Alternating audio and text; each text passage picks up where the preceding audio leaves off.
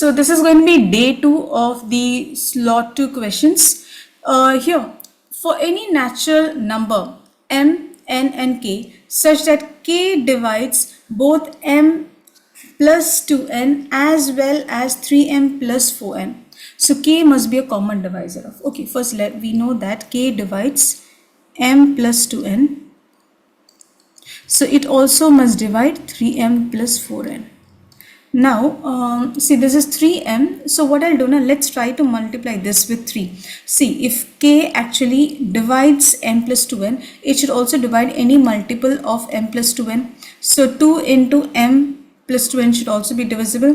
Okay, 3 into m plus 2n also should be divisible by k. This gives you 3m plus 6n. Okay, and this side you have 3m plus 4n. Now you know that this is also multiple of k, this is also multiple of k. So when both the numbers are multiples of k, the difference between them should also be a multiple of k, and the difference is 3m plus 6n minus 3m minus 4n. This gives you exactly 2n. So 2n also has to be divisible by k, right? Now, I have here, let's now get in terms of m, my dear. Let's try to cancel off n. So I know that if at all here 3m plus 4n is divisible by k and m plus 2n is also divisible by k. Okay, so again we know that 2 times of this, the multiple of this also should be divisible by k. No? So 2 times of n plus 4 times of n also should be divisible by k.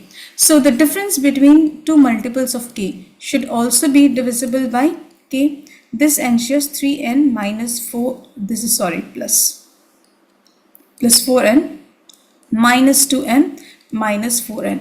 So this goes away, and this is m plus, right?